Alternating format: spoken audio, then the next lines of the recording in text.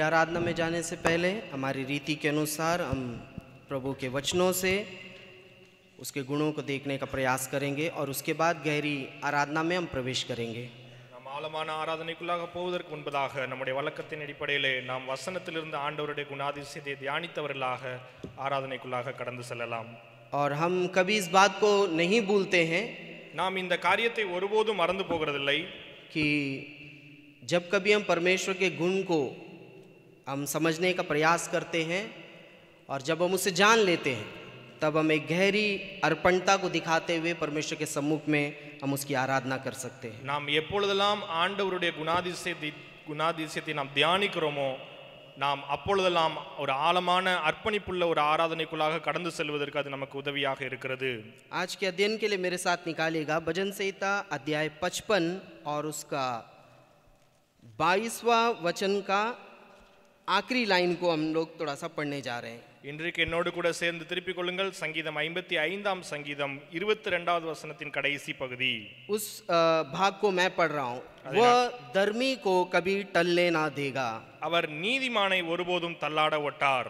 वह धर्मी को कभी टलने ना देगा। அவர் நீதிமானை ஒருபோதும் தள்ளாட ஒட்டார்। जरूर ये आधा भाग है, तब पर भी मैं इस वाक्य के ऊपर या इस शब्दों के ऊपर मैं थोड़ा सा प्रकाश डालते हुए परमेश्वर के गुणों को हम लोग समझने का प्रयास करेंगे। இது ஒரு வசனத்தின் பாதி பகுதியாக இருந்தாலும் இந்த வசனத்திலிருந்து நான் சில வெளிச்சத்தை உங்களுக்கு காண்பித்து நான் ஆண்டவருடைய காரியங்களை நான் தொடர்ந்து நடத்த இருக்கிறேன்। भजनकार कहता है कि वह यानी परमेश्वर धर्मी को कभी टलने ना देगा। சங்கீதக்காரன் இப்படியாக சொல்கிறார், அவர் நீதிமானை ஒருபோதும் தள்ளாட ஒட்டார்। कई बार जब हम धर्मी बोलते हैं तो कई लोग इस प्रकार से कहते हैं कि मैं धर्मी नहीं हूं। நாம் நீதிமான் என்று சொல்லும்போது நம்மில் अनेகர் இப்படியாக சொல்லுகிறோம், நான் நீதிமான் அல்ல என்று சொல்லி सोचते हैं कि धर्मी यानी बहुत बड़ी कुछ बात है। धर्मी இப்படியாக நினைக்கிறோம், நீதிமான் என்று சொன்னால் அது மிகவும் ரொம்ப பெரிய காரியம் என்று சொல்லி इसीलिए कई बार अपने आप को ऐसा इनकार करते हैं लोग, मैं धर्मी नहीं हूं। எனவே நம்மை अनेक நேரங்களிலே நாம் நிராகரிக்கிறோம், நான் நீதிமான் இல்லை என்று मैं சொல்லி। एक साधारण विश्वासी हूं, நான் ஒரு சாதாரண விசுவாசி என்று या சொல்லி। मैं उतना ही विश्वास रखता हूं, मेरे पास उतना ताकत नहीं है, बस मैं जैसे तैसे चलता हूं, मैं कोई धर्मी व्यक्ति नहीं हूं। நான் இவ்வளவுதான் என்னிடத்தில் விசுவாசம், எப்படியாக நான் இருக்கிறேனோ அப்படியாக வாழ்ந்து கொண்டிருக்கிறேன், நான் அவ்வளவு பெரிய நீதிமான் அல்ல என்று சொல்லுகிறோம்। लेकिन परमेश्वर का वचन हमें उत्साहित करता है ஆனால் ஆண்டவருடைய வார்த்தை நம்மை உற்சாகப்படுத்துகிறது कि हम सभी जो है धर्मी है परमेश्वर की नजर में। நாம் ஆண்டவருடைய பார்வையிலே நாம் எல்லாரும் நீதிமான்களாய் இருக்கிறோம்। जरूर आप कह सकते होंगे कि मैं धर्मी नहीं हूं, ஒருவேளை நீங்கள் நான் நீதிமான் இல்லை என்று சொல்லலாம், लेकिन परमेश्वर के नजर में हम और आप हम सभी धर्मी हैं। ஆனால் ஆண்டவருடைய பார்வையிலே நீங்கள் நான் எல்லாருமே நீதிமானாய் இருக்கிறோம்। यदि हम एक वचन को देखेंगे रोमियो की पत्री अध्याय 5 वचन 9 को, ஒருவேளை ரோமர் எழுதின நிருபம் 5வது அதிகாரத்தின் 9வது வசனத்தை பார்ப்போம் என்று சொன்னால் वहां पर इस प्रकार से लिखा हुआ है, पढ़ेंगे उस वचन को पढ़ेंगे। இப்படியாக அங்கே சொல்லப்பட்டிருக்கிறது, அந்த வசனத்தை வாசிக்கலாம்। अतः जबकि हम उसके लहू के कारण धर्मी ठहरे, हाँ बस काफी है। இப்படி நாம் அவருடைய இரத்தத்தினாலே நீதிமான்களாக்கப்பட்டிருக்க, देखिएगा, अतः जबकि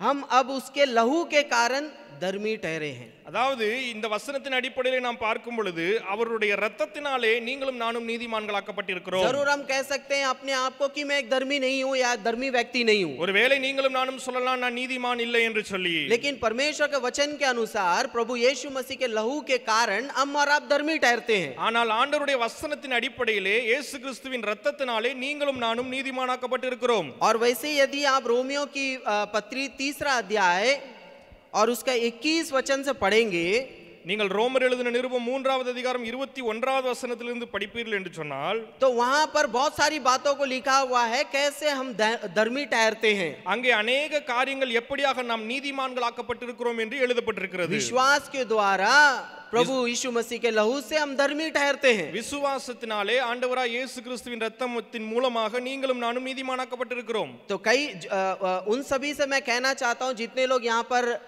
कहते हैं कि मैं कोई धर्मी व्यक्ति नहीं हूं, उनके लिए ये वचन को मैं दिखाने का प्रयास किया। இங்கே யாரெல்லாம் நான் நீதிமான் அல்ல என்று சொல்லுகிறீர்களோ அவர்களுக்கு நான் இந்த வசனத்தின் வெளிச்சத்தை காண்பிக்க விரும்புகிறேன், ताकि आप उत्साहित होकर मेरे इस वचन के साथ आप भी मिल जाएं कि वह धर्मी को कभी धर्मी को कभी ठलने नहीं देता है। ஏன் என்று சொன்னால் நீங்களும் இந்த வசனத்தின் அடிப்படையிலே உற்சாகத்தை பெற்றுக்கொண்டவர்களாக நீதிமானை கர்த்தர் ஒருபோதும் தள்ளாட ஒட்டார் என்ற வசனத்தின் அடிப்படையிலே ஆண்டவர் உங்களை பலப்படுத்தும்படியாக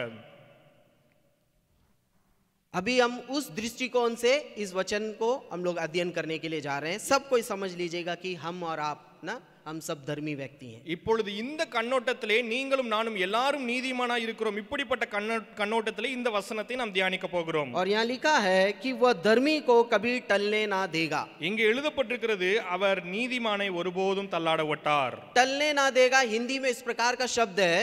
ஹிந்தியிலே அப்படியாக சொல்லப்பட்டிருக்கிறது। अगर आप अंग्रेजी अनुवादों में देखेंगे उसको, நீங்கள் ஒருவேளை ஆங்கில மொழிபெயர்ப்பிலே நீங்கள் பார்ப்பீர்கள் என்று சொன்னால் उसमें बहुत सारा शब्दों को दिया हुआ है। वो स्लाइड में लेकर आया था, हो सके तो उसको डाल दीजिएगा। அங்கே ஆங்கில மொழிபெயர்ப்பிலே अनेक வார்த்தைகள் பயன்படுத்தப்பட்டிருக்கிறது। यहाँ हिंदी में जरूर टलने ना देगा करके लिखा हुआ है, ஹிந்தியிலே இங்க தள்ளாட ஒட்டார் என்று சொல்லப்பட்டிருக்கிறது। लेकिन अंग्रेजी में बड़ा छोटा हो गया। मैं सोचा था थोड़ा बड़ा होगा, कोई बात नहीं। लेकिन वहां पर आप देख सकते हैं यहाँ टलने ना देगा का अर्थ को बहुत तरीका से यहाँ में अलग अलग ट्रांसलेशन में दिया हुआ है। இங்க வெவ்வேறு மொழி டிரான்ஸ்லேஷன்ல வேற வேற வார்த்தைகளை இங்க பயன்படுத்தப்பட்டிருக்கிறதை பார்க்க முடிகிறது। यहाँ पर लिखा हुआ है he shall never suffer the righteous to be moved। அங்கே நீதிமான்கள் ஒருபோதும் அசைக்கப்படுவதில்லை என்று எழுதப்பட்டிருக்கிறது। और righteous he will never allow to righteous to be shaken। அங்கே ஒருபோதும் அவர்கள் அசைக்கப்படுவதில்லை என்று எழுதப்பட்டிருக்கிறது। और कहीं लिखा हुआ है, आप लोग पढ़ लीजिएगा, अगला स्लाइड में डालेगा, वहां पर और भी है, डालिए। यहाँ पर लिखा हुआ है he will not permit the godly to sleep and fall।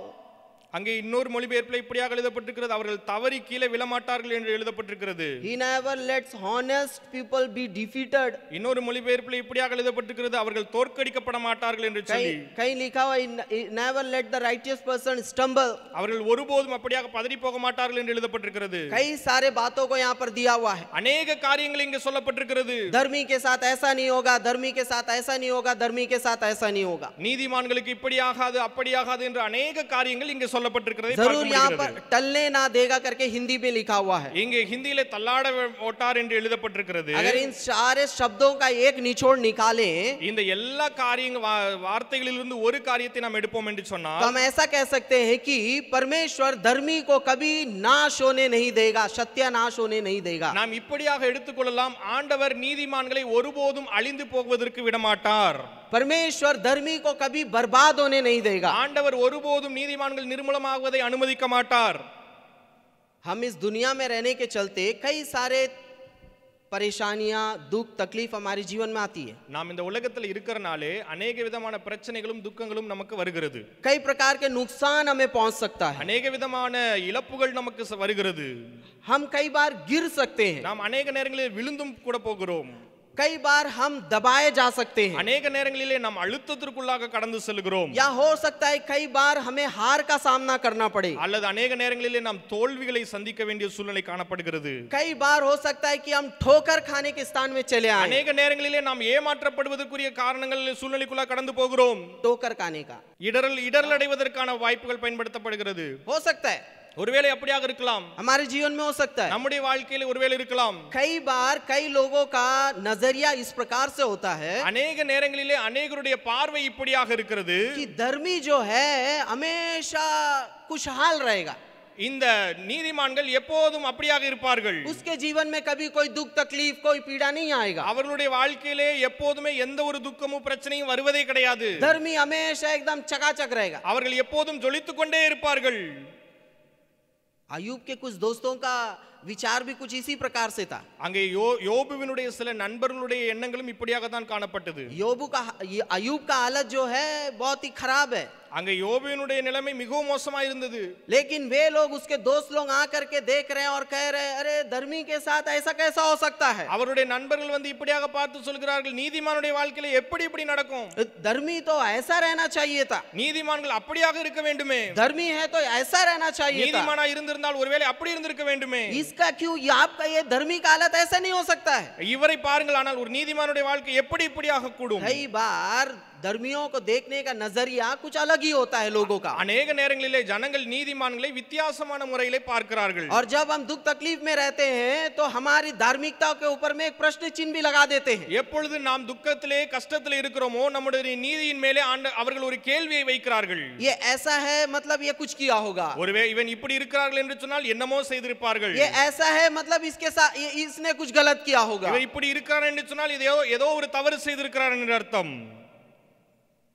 यहाँ बाइबल एक वचन को बताता है धर्मी के बारे में। இங்கே நீதிமானை குறித்து வேதாகமம் ஒரு வசனத்தை சொல்லுகிறது. भजन संहिता अध्याय 34 को निकालेंगे சங்கீதம் 34ஆம் சங்கீதம் और उसका 19 वचन क्या बता रही है, देखिए அதனுடைய 19வது வசனம் என்ன சொல்கிறது பார்க்கலாம். धर्मी पर बहुत सी विपत्तियां पड़ती तो हैं, बस काफी है। धर्मी पर बहुत सी विपत्तियां पड़ती तो है। நீதிமானுக்கு வரும் துன்பங்கள் அநேகமாயிருக்கும். क्या लिखा हुआ है? என்ன எழுதி இருக்கிறது? धर्मी पर विपत्तियां पड़ती नहीं लिखा है, धर्मी पर बहुत सी विपत्तियां पड़ती है। நீதிமானுக்கு துன்பங்கள் வரும் என்று எழுதப்படவில்லை, நீதிமானுக்கு अनेक துன்பங்கள் வரும் என்று எழுதப்பட்டிருக்கிறது. एक दो नहीं, ஒன்று இரண்டு அல்ல, अनेक விதமான बहुत सारा, ஏராளமான. एक और वचन में लिखा है नीति वचन 24 நீதிமொழிகள் 24ஆம் और उसका 16 वचन को अगर आप पढ़ेंगे அதனுடைய 16வது வசனத்திலே तो वहां पर लिखा हुआ है कि धर्मी 7 बार गिरता है। அங்கே நீதிமான் 7 முறை விழுகிறான் என்று எழுதப்பட்டிருக்கிறது. उसका मतलब धर्मी के ऊपर विपत्ति आता है, दुख आता है, तकलीफ आता है। இதனுடைய அர்த்தம் நீதிமான் மேல் துக்கம், கண்ணீர், கஷ்டம் எல்லாமே வருகிறது. धर्मी गिरते भी हैं, அவன் விழுகிறான். इसीलिए मैं कहा हम इस संसार में होने के चलते हमारे साथ कुछ भी हो सकता है। எனவே தான் நான் சொல்லுகிறேன், இந்த உலகத்தில் இருக்கிறனால நமக்கு எது வேணாலும் நடக்கலாம். जरूर हम धर्मी हैं, உண்மைதான், நாம் நீதிமான்களா இருக்கிறோம். हो सकता है परमेश्वर के नजर में भी, मनुष्य के नजर में भी। ஒருவேளை நாம் மனிதர்களுடைய பார்வையிலும் சரி, ஆண்டவருடைய பார்வையிலும் सरी, लेकिन हमारे जीवन में भी कई सारे दुख, तकलीफ, परेशानी, पीड़ा आती है, आ सकती है, आती भी है। ஆனால் நம்முடைய வாழ்க்கையிலும் கூட நம்முடைய अनेक விதமான பிரச்சனைகள், கஷ்டங்கள், உபத்திரவங்கள் வருகிறது, வந்து கொண்டுதான் இருக்கும். देखिएगा यहाँ भजनकार क्या कह रहा है और किस परिस्थिति में इस शब्द को या इस वचन को कहा उसने। இந்த சங்கீதக்காரனை பாருங்கள், எப்படிப்பட்ட சூழ்நிலையிலே இந்த வசனத்தை அவர் சொல்கிறார். वह धर्मी को कभी टलने ना देगा, அவர் ஒருபோதும் நீதிமானை தள்ளாட ஒட்டார். अगर इस अध्याय के शीर्षक को पढ़ेंगे, இந்த அதிகாரத்தின் பின்னணியை நீங்கள் ஒருவேளை படிப்பீர்கள் என்று சொன்னால், शीर्षक ना टाइटल को पढ़ेंगे तो यहाँ लिखा है विश्वासघाती के विनाश के लिए प्रार्थना। तमिल में पता नहीं ऐसा लिखा है कि नहीं, विश्वासघाती के विनाश के लिए प्रार्थना, ऐसा हिंदी में लिखा हुआ है। விசுவாச துரோகத்திற்கு பாடப்பட்ட சங்கீதம் என்று சொல்லப்பட்டிருக்கிறது. विश्वासघाती के विनाश के लिए प्रार्थना, அப்படியாக அதனுடைய அர்த்தம் ஹிந்தியில சொல்லப்பட்டிருக்கிறது. और उस प्रकार के प्रार्थना के बीच में ये शब्द आ रहा है कि वह धर्मी को कभी टलने ना देगा। அப்படிப்பட்ட ஜெபத்தின் அடிப்படையிலே இந்த வார்த்தை பயன்படுத்தப்படுகிறது. किसने लिखा है करके यहाँ पर हम समझ सकते हैं कि दाऊद ने लिखा है। இங்கே யார் எழுதினார் என்பதை, யார் பாடினார் என்பதை நாம் இதை புரிந்து கொள்ள முடியும். தாவீது வாசித்திருக்கிறார். लेकिन ये विश्वासघाती कौन है जिसके विनाश के लिए वो ये इस प्रकार का एक प्रार्थना को या इस प्रकार के एक भजन को लिख रहा है? யாரின் மூல காரணத்தினாலே அவர் இப்படிப்பட்ட சங்கீதத்தை அவர் இங்கே எழுதி இருக்கிறார். जरूर साफ साफ यहाँ पर नहीं लिखा गया है, இங்கே தெளிவாக எழுதப்படவில்லை कि यहाँ वो विश्वासघाती कौन है। அங்க விசுவாசமா இருந்தவர்கள் யார் என்று சொல்லி, विश्वासघाती ना, விசுவாசத்திற்கு விசுவாச துரோகிகளா இருந்தவர்கள் யார் என்று எழுதப்படவில்லை.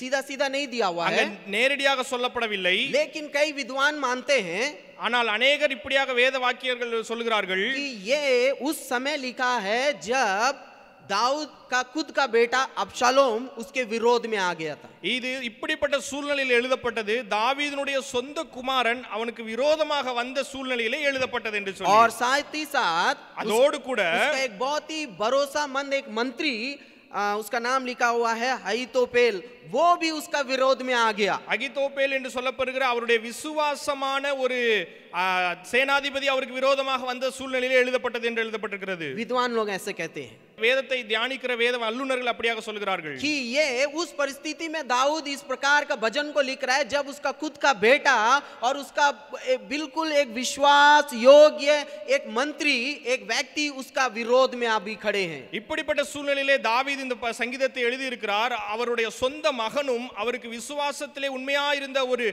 அவருடைய சேனாதிபதியும் அவர்களுக்கு விரோதமாக செயல்பட்ட ஒரு சூழ்நிலையிலே इस सारे घटनाओं को आप दूसरा शामुएल अध्याय 15 में पढ़ सकते हैं। இந்த எல்லா எல்லா காரியங்களும் 2 சாமுவேல் 15வது அதிகாரத்திலே நீங்கள் படிக்க முடியும். अभी यहाँ दाऊद का स्थिति क्या है करके अगर हम वचनों को ध्यान करेंगे तो समझ में आएगा. இப்பொழுது தாவீதுனுடைய சூழ்நிலையை நாம் இந்த காரியங்கள் எல்லாவற்றையும் பார்க்கும் வசனத்தை படிப்பதன் மூலமாக நாம் புரிந்து கொள்ள முடியும். जरूर दाऊद ने कहा कि परमेश्वर धर्मी को कभी टलने ना देगा.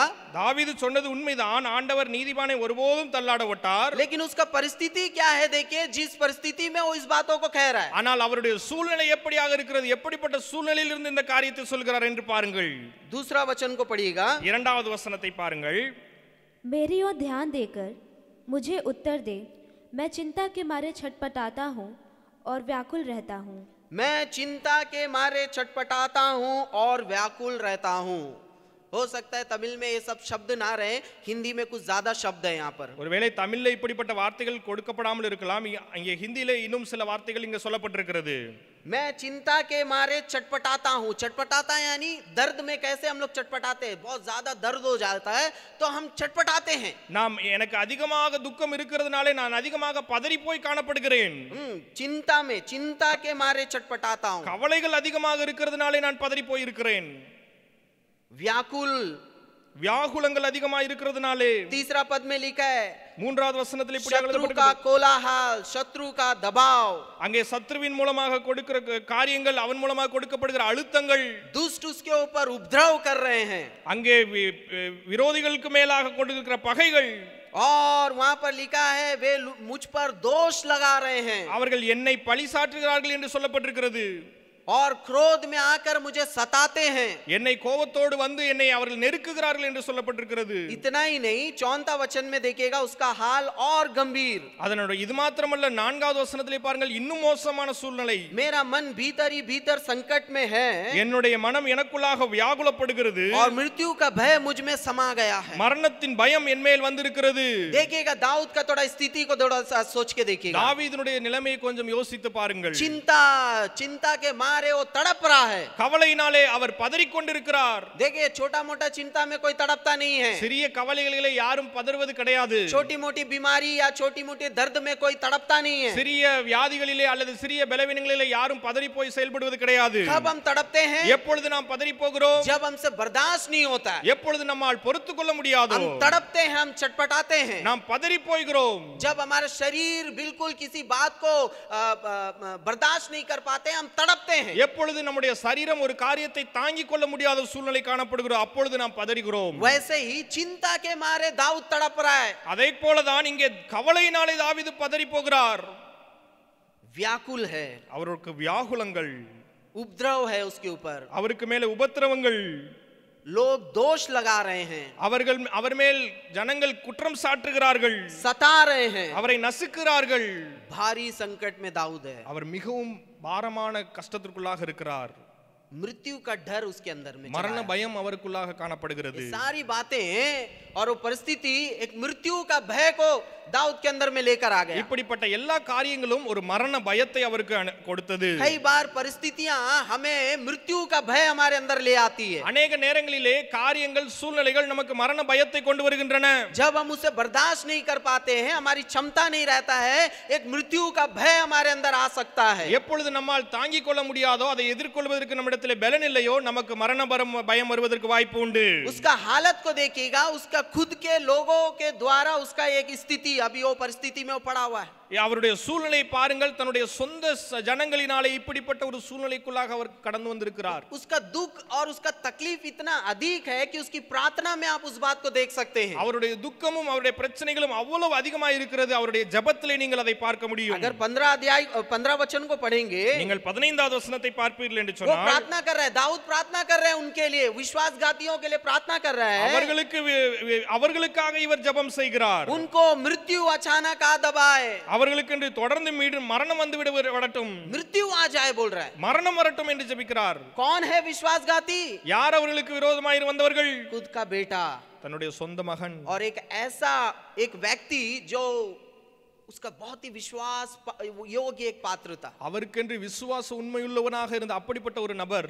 उनके लिए दाऊद के अंदर से वो प्रार्थना निकल रहा है कि मृत्यु आ करके उन्हें नाश कर दे। அவர்களுக்காக தாவீதுக்குள்ளாக இருந்து இப்படிப்பட்ட ஒரு ஜெபம் வருகிறது, மரணம் வந்து அவர்களை அழித்து போடட்டும், वे जीवित ही अधोलोक में उतर जाएं, அவர்கள் உயிரோடு பாதாளத்தில் இறங்கட்டும், उनके घर और उनके मनों में बुराइयां उत्पात भरा हुआ है। அவருடைய வாசஸ்தலத்திலும் அவருடைய உள்ளத்திலும் பொல்லாங்குகள் இருக்கிறது। 20 वचन में इस प्रकार से लिखा है, उसने अपने मेल रखने वालों पर भी हाथ छोड़ा। அவர்கள் 20வது வசனத்தில் இப்படியாக எழுதப்பட்டிருக்கிறது, அவர்கள் தன்னோட சமாதானமானவர்களாக இருந்தவர்களுக்கும் விரோதமாக தன்னுடைய கரத்தை நீட்டினார்கள்। उसने अपनी वाचा को तोड़ दिया, அவர்கள் தன்னுடைய உடன்படிக்கையை உடைத்து போட்டார்கள்। 21 वचन में इस प्रकार से लिखा है, 21வது வசனத்தில் இப்படியாக எழுதப்பட்டிருக்கிறது, उसकी मुंह की बातें तो मक्खन सी चिकनी थी, परंतु उनके मन में लड़ाई की बातें थी। அவன் வாயின் சொற்கள் வெண்ணெயைப் போல மெதுவானவைகள், அவன் இருதயமோ யுத்தம்। और उनके वचन तेल से अधिक नरम तो थे, परंतु नंगी तलवारें थी। அவன் வார்த்தைகள் எண்ணெயிலும் மிருதுவானவைகள், ஆனாலும் அவைகள் உருவின பட்டயங்கள்। इसका दुख, इसका तकलीफ इतना अधिक है इसके अंदर। அவருடைய துக்கமும் அவருடைய பிரச்சனைகளும் இவ்வளவு அதிகமாக அவருக்குள்ளாக காணப்பட்டது। जो विश्वासघात इसके साथ हुआ है, उसको उस बात को बर्दाश्त नहीं कर पा रहा है। விசுவாச துரோகம் அவருக்கு நடந்த காரியத்தை அவரால் பொறுத்துக் கொள்ள முடியவில்லை। जरूर इस विश्वासघाती में उसका खुद का बेटा भी है, அந்த ஜனங்கள் அவருடைய சொந்த மகனாய் கூட இருந்தான் அவன்।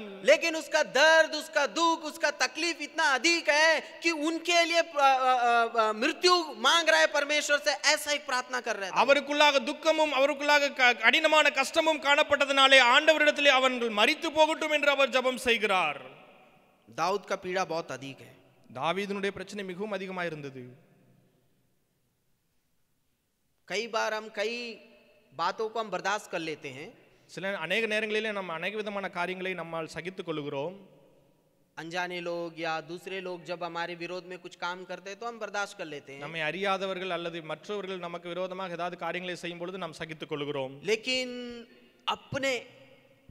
अपने घर के लोग ஆனால் நம்முடைய சொந்த குடும்பத்தை சார்ந்தவர்கள் या ऐसा कोई जिसके ऊपर आपने बहुत भरोसा रखा था हो, அல்லது நீங்கள் அதிக நம்பிக்கை வைத்த ஒருவர் ऐसे अभी आपके विरोध में काम कर रहे हैं, உங்களுக்கு விரோதமாக காரியம் செய்யும் பொழுது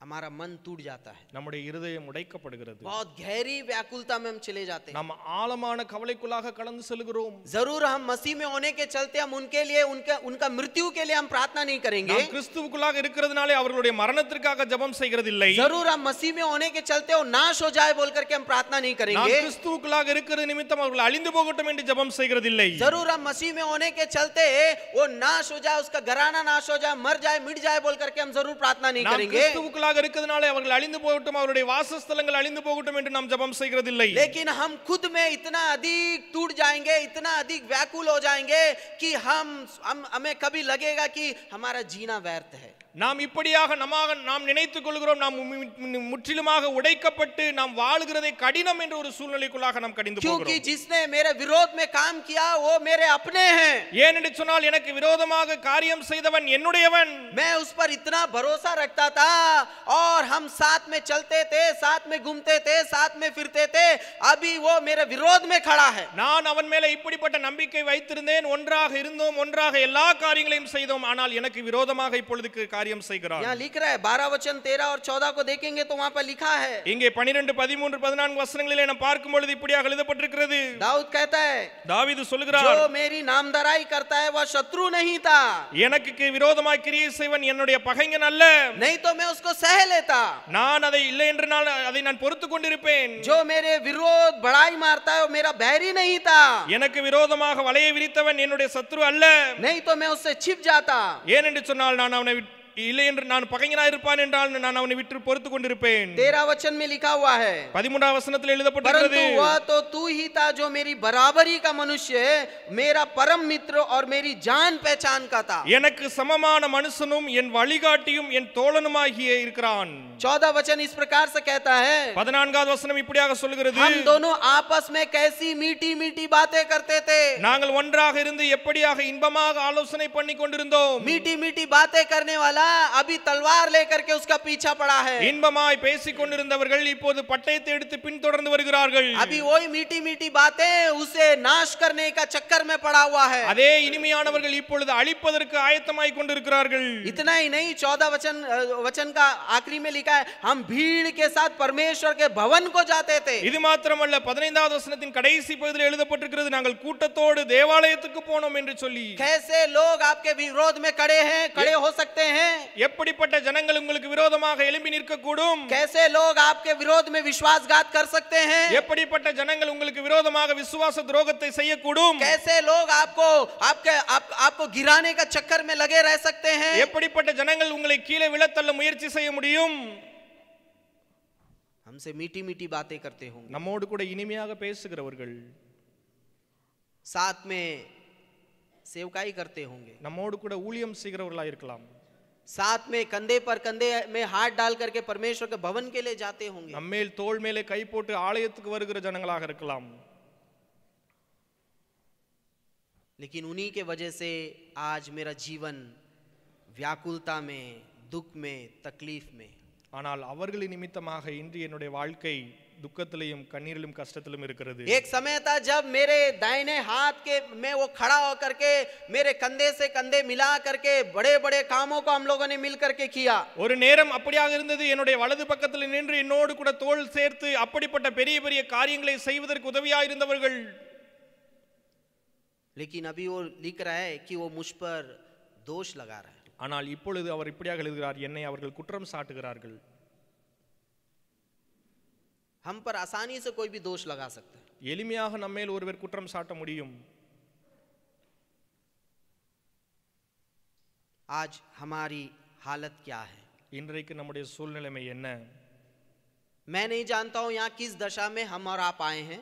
எனக்கு தெரியாது நீங்கள் எப்படிப்பட்ட நிலைமையிலே இந்த இடத்துல வந்திருக்கிறீர்கள் என்று சொல்லி. मुझे अपने बारे में पता है, लेकिन मुझे आपके बारे में नहीं पता. எனக்கு என்னை பற்றி தெரியும், ஆனால் உங்களை பற்றி தெரியாது. आज कौन सी ऐसी बात है जो आपके अंदर में एक बहुत बड़ी व्याकुलता को उत्पन्न करता है? இன்றைக்கு உங்களுக்கு எந்த காரியம் இப்படிப்பட்ட ஒரு வியாகுலத்தை கொண்டு வந்து கொண்டிருக்கிறது?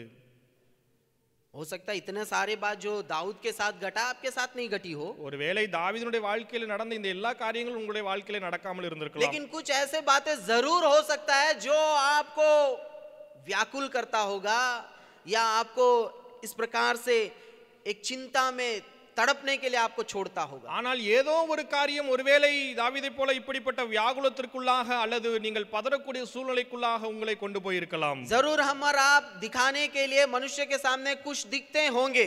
ஒருவேளை சில காரியங்கள் மனுஷருக்கு முன்பாக தென்படலாம். हो सकता है कि हम और आप मनुष्य के सामने कुछ दिखते होंगे, प्रसन्न दिखते होंगे. ஒருவேளை நீங்களும் நானும் மனிதருக்கு முன்பாக சந்தோஷமாக நன்றாக இருக்கிறது போல தென்படலாம். हमें देखकर ऐसा नहीं लगेगा कि हमारे अंदर किसी तरह का व्याकुलता है. நம்மளை பார்த்து ஒருவேளை அவர்கள் இப்படியாக நினைக்கலாம், இவர்களுக்குள்ளாக ஒரு கவலையும் இல்லை என்று சொல்லி. हमें देखकर ऐसा लग सकता है कि हमें कोई चिंता नहीं है. நமக்கு ஒரு கவலையும் இல்லை என்று ஒருவேளை நம்மை பார்ப்பதன் மூலமாக அவர்கள் நினைக்கலாம். क्योंकि आप कभी दिखाने का प्रयास नहीं करते. ஏன் என்று சொன்னால் நீங்கள் ஒருபோதும் அதை வெளிப்படுத்துவதற்கு நீங்கள் பிரயாசப்படவில்லை. आप कभी उसे किसी के ऊपर बताने का, किसी के ऊपर प्रकट करने का आपने प्रयास नहीं किया. நீங்கள் ஒருபோதும் அதை யாரிடத்திலும் சொல்வதற்கு நீங்கள் பிரயாசப்படவும் இல்லை. लेकिन अंदर ही अंदर वो बात आपको दिन प्रतिदिन व्याकुलता में और व्याकुलता में ले जाती होगी. ஆனால் ஒவ்வொரு நாளும் அந்த காரியங்கள் உங்களை உள்ளுக்குள்ளாக ஒரு கவலைக்குள்ளாக வியாகுலத்திற்கு நேராக உங்களை நடத்தி கொண்டு போயிருக்கலாம். जब आप अकेले रहते होंगे, நீங்கள் தனிமையாக இருக்கும்போது तब आपका हृदय छटपटाता होगा. உங்களுடைய இருதயம் ஒருவேளை பதறி போயிருக்கும். किसी बात की चिंता, ஏதோ காரியத்தை குறித்த கவலை, जो आप किसी से बांट नहीं सकते हैं. நீங்கள் ஒருவரிடத்திலும் அதை சொல்ல முடியாத சூழ்நிலையில் இருக்கலாம். उसको मन में रखकर आप चटपटाते होंगे अकेले. நீங்கள் இருதயத்திலே வைத்து வைத்து வைத்து ஒருவேளை பதறிக் கொண்டிருக்கலாம். आज आप किस दशा में आए हैं मैं नहीं जान रहा हूं. நீங்கள் இன்றைக்கு எப்படிப்பட்ட சூழ்நிலையிலே வந்திருக்கிறீர்கள் என்பது எனக்கு தெரியாது. लेकिन अगर आप उस प्रकार के दशा में भी यहाँ क्यों ना आए हो, ஒருவேளை நீங்கள் இப்படிப்பட்ட சூழ்நிலையிலும் கூட வந்திருக்கலாம். वही दशा में एक व्यक्ति यहाँ पर भी है. அதே நிலைமையிலே இங்கேயும் ஒரு மனிதன் இருக்கிறான். और मैं कह सकता हूँ उससे ज्यादा हालत खराब एक व्यक्ति यहाँ पर है. நான் சொல்ல முடியும், அதை காட்டிலும் மிகவும் மோசமான சூழ்நிலையிலே இங்க ஒரு மனிதன் இருக்கிறான். जो अपने बेटे के लिए ही इस प्रकार से प्रार्थना कर सकता है दुख और तकलीफ के चलते कि उसको मृत्यु क्यों ना आ जाए। தன்னுடைய சொந்த மகன் மரித்து போகட்டும் என்று ஜெபம் பண்ணக்கூடிய சூழ்நிலையிலே ஒரு மனிதன் இந்த இடத்தில் இருந்து கொண்டிருக்கிறான். वो व्यक्ति यहाँ पर लिख रहा है, அந்த மனிதன் இந்த இடத்தில் இப்படியாக எழுதுகிறார், वह धर्मी को कभी टलने ना देगा। அவர் ஒருபோதும் நீதிமானை தள்ளாட விட்டார். परमेश्वर धर्मी को कभी टलने ना देगा। ஆண்டவர் நீதிமானை தள்ளாட விட மாட்டார். परमेश्वर धर्मी को कभी छोड़ेगा नहीं। ஆண்டவர் நீதிமானை ஒருபோதும் கைவிட மாட்டார். परमेश्वर धर्मी को कभी गिरने नहीं देगा। ஆண்டவர் நீதிமானை ஒருபோதும் விழவிட மாட்டார். धर्मी को कभी वो नाश नहीं होने देगा, बर्बाद नहीं होने देगा। ஆண்டவர் நீதிமானை ஒருபோதும் அழிந்து போக விட்டார். कैसे दाऊद के अंदर में इस प्रकार का एक वाक्य को बोलने के लिए उसको हिम्मत कहां से आया? தாவீதுக்குள்ளாக இப்படிப்பட்ட ஒரு வார்த்தையை சொல்வதற்கு தைரியம் எப்படி அவருக்கு வந்தது? कहां से वो हिम्मत उसने प्राप्त किया? எங்கே இருந்து அந்த தைரியத்தை அவர் பெற்றுக்கொண்டார்? आप देखिएगा हमेशा दाऊद के भजनों को जब भी आप पढ़ेंगे, நீங்கள் தாவீதுனுடைய சங்கீதத்தை எப்போதெல்லாம் வாசிக்கிறீர்களோ, वो जब कभी इस प्रकार की दशा में रहेगा, எப்பொழுதெல்லாம் இப்படிப்பட்ட சூழ்நிலையில் அவர் இருப்பாரோ, एक बात को हमेशा बोलेगा। அவர் ஒரே காரியத்தை எப்பொழுதும் திரும்ப திரும்ப சொல்லுகிறது வழக்கம். वही बात को यहाँ पर भी 23 वचन का आखिरी लाइन में लिखा हुआ है। இங்க 23வது வசனத்தின் கடைசி பகுதியிலே அதே காரியத்தை அவர் சொல்லி இருக்கிறார். परंतु मैं तुझ पर भरोसा रखे रहूंगा। நான் உம்மை நம்பிக்கொண்டே இருப்பேன். परंतु मैं तुझ पर भरोसा रखे रहूंगा। ஆனாலும் நான் உம்மை நம்பிக்கொண்டே இருப்பேன். कैसा दाऊद इस प्रकार की परिस्थिति में इस प्रकार की बातों को कह सकता है? இப்படிப்பட்ட சூழ்நிலையிலே தாவீது எப்படி இந்த காரியத்தை சொல்ல முடியும்? इतने दुख, इतने दर्द, इतने पीड़ा, इतने सतावट, इतने दोषारोपण के बीच में कैसे वो कह सकता है इस प्रकार की बातें? இப்படிப்பட்ட உபத்திரவம், இப்படிப்பட்ட கஷ்டம், கண்ணீரின் மத்தியிலே இப்படிப்பட்ட வார்த்தையை எப்படி அவர் சொல்ல முடியும்? उसका भरोसा उसका परमेश्वर के ऊपर से कभी नहीं हटता था। அவருடைய நம்பிக்கையை ஆண்டவர் மேலே அவர் எப்போதும் வைத்திருந்தார். जरूर दुख बहुत ज्यादा है, துக்கங்கள் அவருக்கு அதிகமா இருந்தது உண்மைதான். तकलीफें बहुत ज्यादा है, உபத்திரவங்கள் அதிகமா இருந்தது உண்மைதான். पीड़ाएं बहुत ज्यादा है, அங்க அதிகமான நெருக்கங்கள் காணப்பட்டது உண்மைதான். अपमान है, அவருக்கு மேலாக குற்றச்சாட்டுகள் இருந்தது, निंदा है, நிந்தைகள் இருந்தது. लेकिन भी ஆனாலும் கூட उसका भरोसा परमेश्वर के ऊपर से कभी नहीं हटता था। அவருடைய நம்பிக்கையை ஆண்டவர் மேல இருந்து ஒருபோதும் அவர் எடுத்து போடவில்லை. आप कहीं भी देख लीजिए, நீங்கள் எங்கே வேணாலும் பாருங்கள். यहाँ पर 16 वचन को देखिएगा, நீங்கள் 16வது வசனத்தை பாருங்கள். वो इसी परिस्थिति के बीच में वो कह रहा है, परंतु मैं तो परमेश्वर को पुकारूंगा இதே சூழ்நிலையின் நடுவில் இருந்து அவர் சொல்கிறார், நானோ ஆண்டவரை நோக்கி கூப்பிடுவேன், और यहोवा मुझे बचा लेगा। ஆண்டவர் என்னை ரட்சிப்பார். भरोसा देखिए इसका, நம்பிக்கையை பாருங்கள், அவருடைய நம்பிக்கையை. अभी वो भाग रहा है, दौड़ रहा है, पीड़ा में है, அவர் இப்போது நீ கஷ்டத்திலே ஓடிக்கொண்டிருக்கிறார். लज्जा अपमान निंदा में है, அவருடைய அவமானம், நிந்தைகள் அவருக்கு காணப்படுகிறது. बिल्कुल निश्चय है उसको कि मेरा परमेश्वर मुझे बचा लेगा। முழுவதுமான நம்பிக்கை அவருக்கு இருந்தது, ஆண்டவர் என்னை ரட்சிப்பார், मेरा परमेश्वर मुझे संभाल लेगा, ஆண்டவர் என்னை நடத்துவார் என்று அவருக்கு நம்பிக்கை இருந்தது. मेरा परमेश्वर मुझे जिलाएगा, ஆண்டவர் என்னை உயிர்ப்பிப்பார் என்ற நம்பிக்கை. परमेश्वर के ऊपर का उस भरोसा, ஆண்டவர் மேலே அந்த நம்பிக்கை. मैं दो बातों को यहाँ कहूंगा जो दाऊद इस कठिन परिस्थिति में भी वो ये वचन को कैसे कह पाया करके। ரெண்டு காரியத்தை நான் சொல்லுவேன், எப்படிப்பட்ட கடினமான சூழ்நிலையிலும் கூட தாவீது எப்படி இந்த வார்த்தைகளை சொல்ல முடிந்தது என்று சொல்லி. पहला है परमेश्वर के ऊपर उसका भरोसा, ஒன்றாவது ஆண்டவர் மேலே அவருடைய நம்பிக்கை, और दूसरा है उसके पिछले दिनों का परमेश्वर के साथ का अनुभव। இரண்டாவது கடந்த நாட்களிலே ஆண்டவரோடு கூட இருந்த அந்த ஒரு அனுபவம். दो बात, ரெண்டு காரியம், परमेश्वर के ऊपर उसका भरोसा, ஆண்டவர் மேல் வைத்திருந்த அந்த நம்பிக்கை. दूसरा இரண்டாவது पिछले दिनों परमेश्वर के साथ का उसका अनुभव। கடந்த நாட்களிலே ஆண்டவரோடு கூட இருந்த அவருக்கு அனுபவம். कई सारे परिस्थिति के बीच में से परमेश्वर ने उसे छुड़ाया, அநேக விதமான சூழ்நிலைகளில் இருந்து ஆண்டவர் அவரை விடுவித்திருந்தார். वो भरोसा, அந்த நம்பிக்கை, वो अनुभव, அந்த அனுபவம், वो विश्वास, அந்த விசுவாசம் इस परिस्थिति में भी दाऊद को इस प्रकार से कहने का हिम्मत उसको दिया। இந்த சூழ்நிலையிலும் கூட இப்படியாக தாவீது சொல்லுவதற்குரிய தைரியத்தை அவருக்கு கொடுத்தது. मेरे और आपके जीवन में भी परमेश्वर ने कई सारे अद्भुत कामों को किया, कई बार इस प्रकार की परिस्थिति से हमें छुड़ाया। என்னுடைய வாழ்க்கையிலும் உங்களுடைய வாழ்க்கையிலும் கூட अनेक நேரங்களில் ஆண்டவர் இப்படிப்பட்ட சூழ்நிலைகளிலிருந்து நம்மை விடுவித்திருக்கிறார். लेकिन आज हो सकता है हम फिर से उसी दशा में फिर से एक और बार हम आए गए होंगे। ஒருவேளை மீண்டுமாக அப்படிப்பட்ட ஒரு சூழ்நிலைக்குள்ளாக நாம் வந்திருப்பதற்கு வாய்ப்பு உண்டு. चिंता में चटपटाने का, கவலையிலே நாம் பதறி போகிற ஒரு சூழ்நிலை, व्याकुलता का, வியாகுலத்திற்குள்ளாக, और उपद्रव का, அங்க உபத்திரவத்திற்குள்ளாக, दोषारोपण, लोग दोष लगा रहे हैं, அங்கே குற்றம் சாட்டப்படக்கூடிய ஒரு இடத்திலே, सता रहे हैं, அங்கே நசுக்கப்படுகிற ஒரு இடத்திலே, मृत्यु का भय आ गया होगा आपके மரண अंदर। பயத்திற்குள்ளாக, लेकिन इस दशा में भी ஆனால் இந்த சூழ்நிலையின் மத்தியிலும் हम इस बात को याद रखेंगे, நாம் இந்த காரியத்தை நினைவில் வைக்க कि வேண்டும். हमारा परमेश्वर हमें कभी टलने ना देगा. ஆண்டவர் நம்மை ஒருபோதும் தள்ளாட விட மாட்டார். हमारा भरोसा उसके ऊपर से कभी नहीं हटेगा. நம்முடைய நம்பிக்கை அவரிடத்திலிருந்து ஒருபோதும் எடுபடக்கூடாது. हमारा आप समझ सकते हैं, हम कई बार व्याकुल हो जाते हैं, நீங்கள் ஒருவேளை நினைக்கலாம், अनेक நேரங்களில் நாம் வியாகுலப்படுகிறோம், बहुत दुख में चले जाते हैं, அதிக விதமான துக்கத்திற்குள்ளாக கடந்து செல்கிறோம். लेकिन हमारे अंदर एक भरोसा परमेश्वर के ऊपर का भरोसा हम कभी नहीं खोते हैं करके मैं विश्वास करता हूँ. நான் விசுவாசிக்கிறேன், ஆண்டவர் மேலே வைத்திருக்கிற நம்பிக்கையை நாம் ஒருபோதும் இழப்ப மாட்டோம் என்று हो சொல்லி. सकता है व्याकुलता में 4 लोगों से बोल भी देते होंगे, ऐसा है ऐसा है ऐसा है, बातें ऐसा है ऐसा है, बोल भी देते होंगे. ஒருவேளை வியாகுலம் அதிகமாக இருக்கிறதுனால நீங்கள் சிலரிடத்தில் இப்படியாக சொல்லி இருக்கலாம், இப்படி என்று அப்படி என்று சொல்லி. लेकिन भी ஆனாலும் கூட हमारे और आपके अंदर उस परमेश्वर के ऊपर एक भरोसा है. உங்களுக்கும் எனக்கும் அந்த ஆண்டவர் மேலே ஒரு நம்பிக்கை உண்டு. और पिछले दिनों किस रीति से हमारा परमेश्वर ने हमें संभालते हुए चलाते हुए बचाते हुए लेकर आया, वो अनुभव भी है. கடந்த நாட்களில் ஆண்டவர் நம்மை எப்படியாக பாதுகாத்து நம்மை விடுவித்து இந்த நடத்தினார் என்ற ஒரு அனுபவமும்.